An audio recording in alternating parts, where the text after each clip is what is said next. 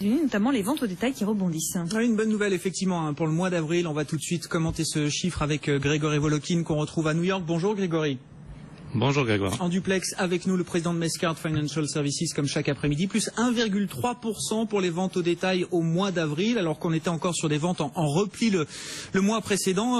Grégory, ça a l'air d'être un soulagement quand même pour le marché là. Oui, je dirais que c'était un peu le chiffre de tous les dangers, parce que pendant toute la semaine, on a eu une litanie de déception de la part des grands magasins, avec encore ce matin JCPenney qui montre des résultats désastreux et une perte. Donc, les consommateurs continuent à consommer. Il faut juste penser que c'est un nouveau style de consommation.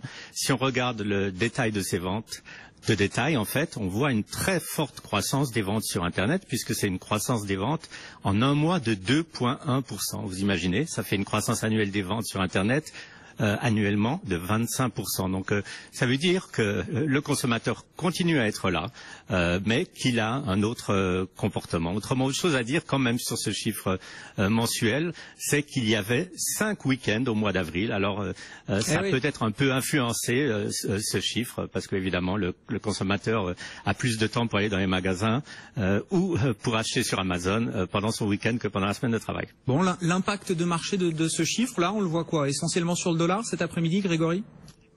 Absolument, on le voit sur le dollar, mais je dirais que ça sera surtout un impact psychologique, parce que après avoir vu toutes ces ventes en grands magasins désastreuses, on avait de nouveau ce discours de crainte de récession. Or, comme la consommation c'est 70% de l'économie américaine, et que là on est sur un rythme au deuxième trimestre de croissance des dépenses de 2,6%, ça enlève en tout cas pour le moment ce spectre d'une récession qui arriverait trop rapidement. Et voilà, ça soulage effectivement les investisseurs sur l'état de santé de l'économie américaine et donc le dollar qui progresse. Alors évidemment, mécaniquement, ça ramène l'euro à 1,13 et ça soutient les actions européennes cet après-midi. L'Eurostock 50 gagne pour l'instant 0,2%. Merci Grégory. On vous retrouvera après l'ouverture de Wall Street pour revenir sur ce chiffre de consommation aux États-Unis et puis le reste de l'actualité et encore des publications d'entreprises. Et puis Apple également et son investissement dans le Uber chinois. Voilà les grands titres de l'actualité pour Wall Street. On revient avec vous Aurélie Blonde. On reprend la direction de New York et on retrouve sur place Grégory Volokin. Rebonjour Grégory, président de Mescard Financial Services. Je le disais d'un mot là en regardant un petit peu ce qui se passait sur les marchés. Voilà. Je ne sais pas si c'est contradictoire, mais en tout cas, il y a toujours un consommateur américain. On avait le sentiment de l'avoir un peu perdu, mais non, il est de retour en avril. Il y a peut-être aussi des phénomènes de rattrapage dans le chiffre de vente au détail. Mais en tout cas, ce qui est sûr, c'est que voilà, les grands retailers traditionnels, peut-être de l'ancien monde d'ailleurs, ne le voient plus beaucoup ce consommateur. Pour paraphraser Philippe Béchade, je dirais que si, comme gérant, on se bat contre des robots tous les jours, en fait, les retailers se battent aussi contre des robots, mais sous forme de commerce sur Internet, puisque en fait, ça c'est absolument certain, et on en a eu la preuve cette semaine. Toutes les grandes chaînes de magasins ont eu des chiffres absolument catastrophiques, avec surtout des grosses baisses de ventes de vêtements, par exemple, alors que quand on regarde la statistique aujourd'hui des ventes de détail, on voit que les ventes de vêtements sur le mois d'avril étaient en hausse de 1%. Donc tout simplement, ça montre que les gens achètent différemment, ils ne se déplacent plus, ils commandent sur Internet, c'est Amazon, ça peut être d'autres sites, et c'est livré directement chez eux. Un changement total de genre de consommation, et comme je le disais hier, ce genre de changement en général, quand il commence aux États-Unis, il s'étend assez rapidement au reste du monde. Oui, voilà, c'est un phénomène mondial, Amazon, ça c'est sûr, il y a pas de doute là-dessus, Grégory. Alors c'est aussi intéressant là dans la partie de consommation, ça va mal pour les grands retailers. On l'a bien décrit avec vous cette semaine, les Macy's, les Kohl's, aujourd'hui JCPenney ou encore Nordstrom. En revanche, quand on a regardé la partie restauration dans la publication de cette saison résultat, on a plutôt eu le sentiment d'avoir des bonnes choses. Aujourd'hui, l'exemple du jour, c'est Shake Shack là, qui sort plutôt de bons chiffres au premier trimestre. Oui, alors Shake Shack, pour rappeler à vos auditeurs, c'est une chaîne de hamburgers un peu haut de gamme. D'ailleurs, ils sont absolument excellents. Il n'y a pas encore beaucoup de restaurants. Je crois qu'il y en a une cinquantaine. Chaque restaurant est valorisé par le marché à 6 millions de dollars, ce qui est absolument énorme, puisque ces restaurants ne rapportent pas encore beaucoup d'argent. Mais il y a de la croissance, c'est vrai. C'est une croissance de vente à magasin comparé de 10%. Et là, ça a été animé impressionné par le lancement d'un j'ai pas goûté, un hamburger au poulet. Alors je sais pas de quoi ça a l'air, mais enfin ça a eu beaucoup de succès. Mais surtout ce qu'il faut noter en fait, c'est que le consommateur va dans les restaurants, que ce soit dans les fast-food. On a vu aussi des très très bons chiffres de McDonald's au niveau de leur consommation et de leur vente à magasins comparés, ou Shake Shack. On a eu Jack in the Box, une autre chaîne de hamburgers. Je crois le consommateur américain privilégie l'expérience, si on peut appeler ça une expérience de manger un hamburger, à l'achat pur et simple d'un objet ou de vêtements. Donc c'est plus les loisirs qui continuent à bien profiter de ce consommateur. Un autre exemple, les parcs d'attractions de Disney avec une fréquentation et des ventes en hausse de 10%. Bon, voilà pour la lecture de cette consommation aux États-Unis. Alors le titre Shake Shack là qui gagne quasiment 7% cet après-midi. Est-ce qu'un seul chiffre comme celui-là, Grégory, peut permettre d'éclaircir le chemin pour la Réserve fédérale américaine, ou est-ce que malgré tout les choses sont encore compliquées pour amener la Fed à décider assez tranquillement, clairement d'une prochaine hausse de taux? Écoutez, mettons en parallèle cette hausse de la consommation sur un mois par rapport à ce que pourrait impliquer au mois de juin la votation sur le Brexit. Donc je pense tout simplement que la Fed, bien sûr, regarde ces chiffres, mais la Fed actuellement n'est pas vraiment inquiète tellement de l'économie américaine. Elle est beaucoup plus inquiète des effets qu'auront des hausses des taux successives sur l'économie globale mondiale. Donc je dirais qu'un chiffre comme aujourd'hui n'influence pas du tout la Fed. Par contre, ça influence un tout petit peu le discours de la Fed, parce qu'en fait, qu'est-ce qu'elle veut faire, la Fed? Elle veut quand même préparer le marché à des hausses de taux, et le marché n'y croit pas du tout, puisque personne ne croit à une hausse des taux au mois de juin, et que les marchés parient 50-50, qu'il y aura une seule hausse des taux cette année et que ça sera au mois de décembre. Et ça, c'est un peu l'angoisse de la Fed. La Fed ne veut pas surprendre, donc elle peut se servir de bonnes statistiques pour essayer de préparer le marché, mais ça ne veut pas dire qu'elle va tirer, disons, directement. Elle a le doigt sur la gâchette, mais elle ne tire pas pour le moment. Ouais, ce qui est terrible aussi, et ce qui montre quand même l'ampleur de ce débat, c'est non seulement il y a assez peu d'investisseurs qui croient à un prochain mouvement de hausse de taux, mais il y en a certains qui pensent même que la Fed va être obligée, dans un avenir relativement proche, de baisser ses taux, voire peut-être de les faire passer en négatif. Et c'est là où d'ailleurs, Janet Yellen a écrit une lettre à un membre de la Chambre des représentants, je crois, Grégory Volokhin, dans laquelle elle explique elle-même que si jamais cela s'avérait nécessaire, la Fed étudierait bien sûr l'usage de taux négatifs. Il faudrait bien regarder ce que ça peut donner, mais qu'elle n'excluait pas un jour, si la situation économique l'exigeait, que les taux américains soient eux aussi négatifs. Ça brouille un peu le message. Oui, absolument, c'est très intéressant. Ça brouille le message, mais elle a aussi précisé en fait qu'ils étudiaient l'effet des taux négatifs sur l'économie en Europe, puisque vous avez quand même beaucoup de pays avec des taux négatifs. Et si en fait ces taux négatifs donnaient des résultats excellents ou inespérés, c'est sûr que ça pourrait rentrer dans la panoplie des armes de la Réserve fédérale. Mais on en est très loin pour le moment, puisqu'on est toujours avec un discours de la Fed qui prévoit de monter les taux 2 fois cette année. Donc elle ne ferme pas la porte à des taux négatifs, mais c'est en tout cas pas son scénario de base. Bon, ouvrons une page Apple, comme régulièrement avec vous, Grégory. Il y a une chose intéressante, donc l'investissement d'Apple dans ce qu'on décrit comme étant le Uber chinois, c'est un investissement quand même d'1 milliard de dollars, donc c'est conséquent. Évidemment, ils regorgent de cash, Apple, ils sont pas à 1 milliard près, on va dire. Qu'est-ce qu'ils vont chercher là dans cet opérateur VTC en Chine? Est-ce que c'est aussi l'idée de lancer une bataille contre Uber? Qu'est-ce qui les intéresse là? Je crois que ce qui les intéresse, c'est de pénétrer au maximum le marché chinois. Cet opérateur de voitures s'appelle Didi.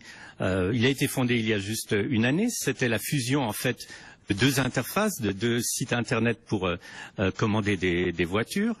C'est un site qui a été fondé avec l'argent de Alibaba, de Tencent. Maintenant, ils ont 3 milliards de dollars. Le marché leur donne 12 milliards de dollars de capitalisation. Et l'idée, c'est pas du tout que Apple veut faire concurrence à Uber, mais je crois que l'idée, vraiment, c'est que Apple veut se rapprocher au maximum du consommateur chinois. Et les chiffres là de Didi sont très impressionnants, puisque c'est 11 millions de courses par jour et 300 millions d'utilisateurs. Donc, c'est une façon, je dirais, pour Apple, qui a été un peu, secoué par la baisse de ses ventes en Chine. C'est une façon de se rapprocher des Chinois, mais d'une façon un peu différente qu'avec leur téléphone. Apprendre comment fonctionne le consommateur chinois, c'est ça, hein? Apprendre comment fonctionne, mais surtout se placer comme étant un acteur de la consommation en Chine. Et c'est certain que la consommation en Chine, que ce soit pour les voitures, que ce soit les ventes sur Internet, c'est un réservoir énorme. Et je pense que c'est un signe assez intéressant. Ça ne veut pas dire que ça va rapporter de l'argent Apple à court terme, mais ça veut dire que Apple a les yeux ouverts et qu'il parie sur peut-être des sources de revenus dans le futur qui sont différentes que actuellement. Vous savez qu'actuellement, ils dépendent à 70% de leur vente de téléphones, et c'est ce qu'on leur reproche d'ailleurs ces derniers temps, puisqu'il y a une baisse de la croissance de ces ventes assez nette. Deux mots peut-être encore, Grégory. Alors, une affaire d'attaque informatique contre le système SWIFT. Pour ceux qui ne savent pas ce que c'est que SWIFT, comment est-ce qu'on peut expliquer ça simplement, Grégory, et pourquoi il faut peut-être s'en inquiéter, parce que c'est la deuxième tentative d'attaque informatique contre ce système mondial de transfert d'argent entre grandes banques. On peut dire ça simplement comme ça?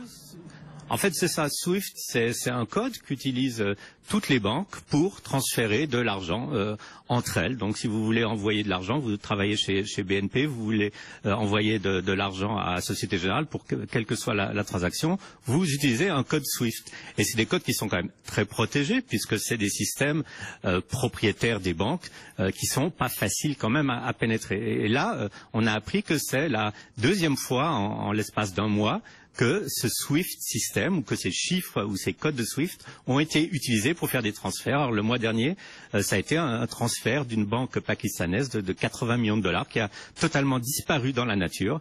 Et ça pose un gros problème, parce qu'en fait, jusqu'à maintenant, on pensait que c'était le système de transfert d'argent le plus sûr au monde. Il faut dire que pour pénétrer ce genre de système, c'est pas, je pense, un ou deux teenagers. Ça doit être vraiment des gens qui sont extrêmement au point avec ce genre de système. Et ça peut poser un gros problème. C'est une histoire à suivre. Bon, et le FBI est sur le coup, évidemment. Il regarde ça de très près. Il y a évidemment une grosse enquête en cours. Et puis un dernier mot de Lending Club. Alors ça a été évidemment une grosse affaire ces derniers jours. Hein. On le rappelle, la démission du CEO, du patron Renaud Laplanche, suite à un audit interne. Il y a deux affaires. Hein. Il y a une affaire de commercialisation d'un prêt à Jeffries, je crois de mémoire, Grégory, voilà, qui est un peu entaché visiblement. Et puis il y a une affaire de potentiel conflit d'intérêts. Renaud Laplanche, visiblement, ayant investi dans un fonds dans lequel la société Lending Club était sur le point, elle aussi, d'investir. Il n'avait pas déclaré cette participation. Bref, voilà pour faire le résumé du jour sur Lending Club. Évidemment, ça a des conséquences, c'est-à-dire qu'ils sont en train de perdre des clients là. Alors je dirais que le gros problème actuellement, plus que perdre des clients, ça va être surtout pour Lending Club qui sont en train de perdre leurs sources de financement, parce que Lending Club ne finance pas eux-mêmes les prêts. Pour faire des prêts, ils ont besoin de l'argent. Et ils ont besoin de quel argent? Tout au début, c'était l'argent des particuliers, mais très rapidement, il n'y avait plus assez d'argent de la part des particuliers. Donc, c'est l'argent ou bien de hedge funds ou bien surtout des banques. Alors, Jeffries, évidemment, c'est une banque d'affaires. Jeffries ne vont pas travailler avec eux pendant un certain temps, peut-être plus jamais. Goldman Sachs a dit la même chose. Et là, on apprend qu'un consortium de banques américaines, de 200 banques, qui représentait carrément 20% du financement qu'utilisait Lending Club, a tout simplement suspendu leurs activités avec Lending Club. Alors, quand vous coupez l'argent ou les sources de fonds à ce genre de compagnie, les choses peuvent se dérouler très rapidement. Et je pense que là, Lending Club est dans une situation extrêmement difficile. C'est la vie de l'entreprise qui est en jeu là, Grégory? Absolument, je dirais absolument. Et la meilleure façon pour eux de s'en sortir serait peut-être d'essayer de se faire racheter, non pas pour leur business, parce que leur business plan en gros est remis en cause, mais pour leur technologie, parce qu'ils ont quand même, à vrai dire, une très très bonne technologie qui permettait, comme disait de nouveau Monsieur Béchade, avec des robots, avec des ordinateurs, de sélectionner les gens qui veulent des prêts financiers sans avoir à leur poser des questions, sans avoir à les rencontrer. Donc c'était entièrement informatisé, cette sélection de prêts. Mais un prêt, si vous avez plus d'argent en face pour prêter de l'argent, il n'existe pas. Ce qui est terrible, juste pour finir là-dessus, c'est que cette semaine, ils ont aussi sorti leurs chiffres et leurs résultats, et visiblement les résultats étaient bons. Enfin, je veux dire, c'est une boîte qui était profitable, il y avait une progression de l'EBITDA, il y avait une progression des prêts qui était spectaculaire. Alors, malgré un parcours boursier qui a été très compliqué, l'activité, elle était là quand même. Mais absolument, c'est-à-dire qu'on pouvait peut-être mettre en cause l'activité et la croissance ou la pérennité de la croissance sur les 10 prochaines années, mais en tout cas l'activité, elle était là et je dirais qu'il y a encore 2 mois, c'était même une activité qui aurait été décrite par la plupart des observateurs comme étant une des activités les plus porteuse à Wall Street, c'est ce qu'on appelle FinTech ou la finance technologique. Il y a des tas d'autres boîtes que Lending Club qui font la même chose. Je crois qu'actuellement il y a 500 compagnies qui ont cette activité. Mais si on remet ce modèle de business en cause, qu'est-ce qui va se passer? Tout simplement, ces petites compagnies dont Lending Club vont disparaître et qui va prendre la place. La place, elle va être prise tout simplement par les banques, par les grandes banques qui, je pense, n'attendent que ça. Voilà. Merci beaucoup Grégory. L'actualité à Wall Street chaque après-midi avec vous, le président de Mescard Financial Services à New York. Bonne fin de séance Grégory, bon week-end. Des marchés